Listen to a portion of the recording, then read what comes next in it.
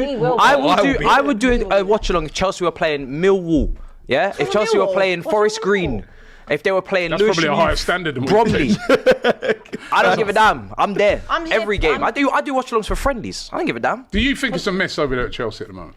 I think there's elements of it that has been messy, 100%. But then there's also lies. Yeah, elements because the way, when I speak on here about the wage structure with Alex, thankfully Alex won't be here to lie today. He tries to pretend like Caicedo and Enzo and Lavia are players that have rejected his football club are on 250k, 300k. This is why they've gone to Chelsea for money. When the reality is, we've just seen Cole Palmer's just signed an extension at 120, which is a brilliant feat to put him on. 100%. He's on for a lot of years, but even if you Nicholas Jackson get another deal as well because of the fact that Cole that hasn't been done. But even if you get a lot of years, you're still going to get a wage increase, as it's just being shown by Cole Palmer. He deserved it after last season. After one season, I think after last season, being Young Player of the Year. Well, what was he on? What was he on previously? Let me ask you this, right? Let me ask you this. So you want to ask me about Sterling? He's on 60. Yeah, because one second, I want to ask you about Raheem. He deserves more than 60. I want to ask you about Raheem Sterling. I agree. Because has he been treated fairly? Well, Sterling put that statement out. I ask you, do you think, because Jamie Carragher was speaking on Sky, speaking about that statement not being necessary, you've been left out of the matchday squad, there's nothing wrong with that. In my opinion, you didn't deserve to be kind of... You've been bombed out the whole squad. No, but the manager issued a statement yesterday, said he's not playing for the team again. That's after he's been left out of the squad and he's put that statement out. I think he knew what was happening. That's why he's issued that statement. Do you think he's entitled to be in a matchday squad? If Chelsea have got too many players, which everybody admits, right? We have got too many players. Someone's not making the matchday squad. Now your performances last season, 22. No. We're talking about squad for 22 players aren't making the matchday squad. We're talking about the squad for the Premier League game against Manchester City, right? Mm-hmm. Some people are not making that squad because you guys all know we have too many players. He has no entitlement or God-given right to be in that team or on that bench based on his performances since he's come here. And that's just facts. He didn't go to the Euros. None of you would take him at his wage, and he's not being performed. He wasn't even on the bench. No, he's not on the bench. No, It is what it is. If you're not on the bench and you're not happy about it, you go to the manager. You whisper in his ear, yo, what's going on, Gaffer? And you ask for clarification. You don't have to come out publicly. I think he knows, right? I think the reason why he did that, right, is because he knows, which is what we've since found out. I knew that too. You knew that. Bombing him out of the team. It's not bombing him out. Hold on. Mudryk deserves a place on the bench over Sterling. I don't rate Mudryk highly. I don't believe Mudryk should be on there either. However, at least with Mudryk, you can make the case that there's got to be development for him this season. He's still young. He needs to improve. Sterling is on a decline. You know that. I know that. He's not going to the World Cup most likely in the future. He is on a decline. The next club he goes to is not going to be at any of you guys' level. None of you guys would take him. At 300k a week, you pay. No.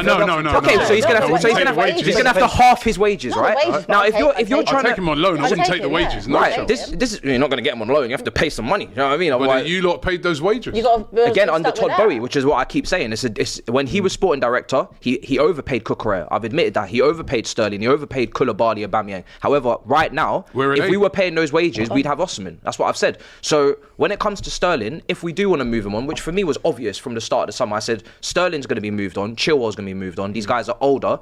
They're not really bringing leadership qualities to the team in regards to on the pitch. You remember the 3v1 against Wolves where he didn't pass? It's him and Jackson and Palmer running next to him, doesn't pass, right? Right. So you have to weigh it up as a club. If we're going for a long-term younger team that are trying to improve and gradually get themselves to the level they need to be, let's not lie. Sterling is not going to be an important part of the team. So you think it's right that like Sterling, the guy that you bought in, big money.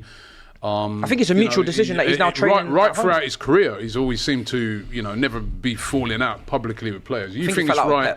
You think it's right that, not publicly like what I've seen here, right? You think it's right that Neto comes in, they just take the number 7, give that to him before? This all happened after he put the statement out. As far as I'm concerned, he moved first. That chess piece, when you put that statement out, I think that was your first move. Is that he was very much involved in a lot of the pre-season stuff that went around Chelsea. So I think that's where that anger obviously came from, and maybe that initial reaction. Because if you've been part of all the pre-season, everything up until the first day, it's not about that you've just been left. It's not that you've just been left out of the squad. He's obviously got an inkling. He's been left out entirely, like the rest of the other players that have been sent to whatever little summer camp they've got going on in the back room. But no one else has put a statement out. No, but I can understand why people would disagree with the statement, because you're saying, well, just before kickoff, is that helpful? And not that I think it changes the game at all. But I also think at the same time, the way that Chelsea in general have been treating these players that have come through their academy, or players that you signed on big contracts, which is regardless, it's still under this ownership. With the Chalobah one, I agree. I do think that maybe there does need to be people that are held accountable for those decisions that are being made. And the buck does also stop with, if the manager doesn't want him, it stops with the manager. Like he said, he wants to trim down that squad and work with X amount of players. Very honest. Course, very honest. Of course. And like, I respect it. I respect that. For me, he's still speaking on behalf of the board. Like, I'm not going to lie and sit here and say that he's fully speaking on behalf. Yeah, he is. Of course he is. They both agree. Wow. They both agree they want to get rid of high wage earners. For me, okay, maybe he was blindsided, but for me as a fan, it's been very obvious all summer. If you're making 300k, what do you think's going to happen? Yeah. Like, really well and truly. We're trying to trim the wage budget. We're clearly not moving for Osimhen because he won't drop his wage demands. What do you think's going to happen? You're 29. This happened at your club as well, Arsenal. Happened to us, when you've tried to trim the wage budget with Aubameyang and Ozil, so it's not the first time it's happened. It was done a little bit differently. It was done differently. The way in which I'm seeing everything.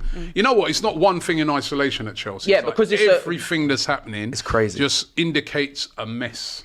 Okay, but I'm just saying, like, common sense, innit? If you're making 325k, you're underperforming, you're 29, and they're a new project, and I'm seeing quotes at the start of the summer. I want to be part of the project. Come on, brother. Come on. Let's be real. You're not going to be part of it. It's kind of obvious. There's also the aspects of having people that have got experience and have gone on to win. So they've gone to win on Premier Leagues and things like that. But you have to perform. Okay, so let me but you can't really base that on last season or the season before that. Look at the state of your club. Yeah.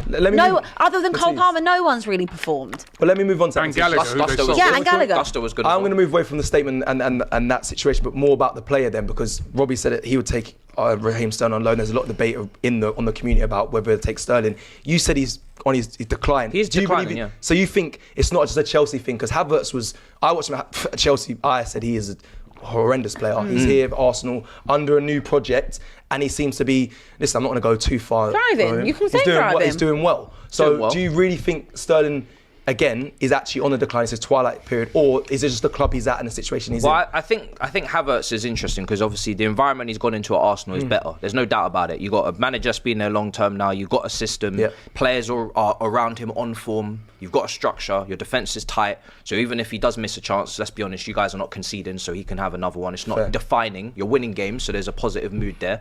If he wasn't bagging 20 to 25 goals and it was costing you points and costing you titles, that might be a different conversation. Like I said, if you guys want a striker and you're not going to play him as your first choice and you're going to bench him or you're going to move him to midfield, but I see you're signing a new midfielder, then Havertz being a successful Arsenal signing needs to be put into some context, because if he's going to be a bench player because you want Isak, that's a different conversation to 65 million pound striker leading the line, scoring 20 goals in a title winning season, which is what he needs to do. But when it comes to Sterling, when you start your career at 17 years old as a winger, your mileage is low at this point, at 29. We can see the decline. It's kind of clear. In my opinion, I can see it every week in, week out. But Jorginho came to Arsenal and he's... No, Jorginho was brilliant at Chelsea. And he's effective. Yeah, he was brilliant. Jorginho at Chelsea was brilliant. Won the Champions League, won a Europa League. Another signing, if I can remember which. He was better at Chelsea than Arsenal. I mean, you could say Jorginho, Kovacic. Cover was starting for us. He's a rotational player at City. He was starting for us. He scored against you last week. Yeah. This is... Not around. This is what you're on, yeah? Felix. A preview. No, Felix.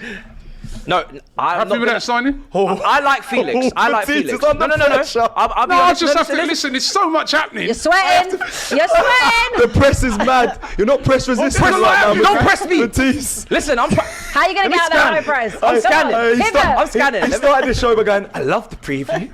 Love the preview. It's not a preview. There's just a lot happening, man. I have to ask. I've got to ask you before I get into it. There's a lot happening. I can't keep up. Listen, I like Felix as a player. Cool. I've always liked, since he was at Benfica, I always thought he was talented. Always. He was golden boy, moved to Atletico, that was clearly the wrong move, etc. However, I'm not going to sit here and lie. Is that the player we need? Is that the player top of my priority? Absolutely not. What do you need? Very obvious. Well, we shouldn't need anything. Yeah. This is where my criticism comes. I've never lied about this.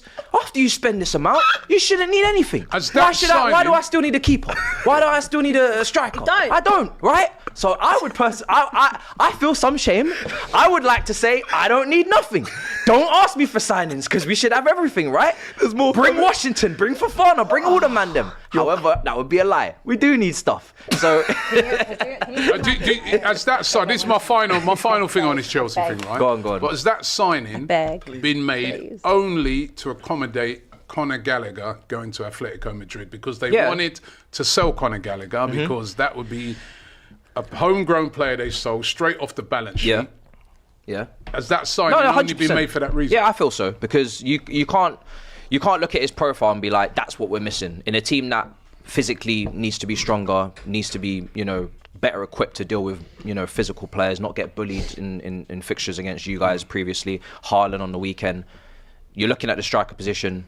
You need a gunman potentially. Cool, that makes sense. You need a goalkeeper. Sanchez for me. I've said it when he signed. He's not good enough to be here.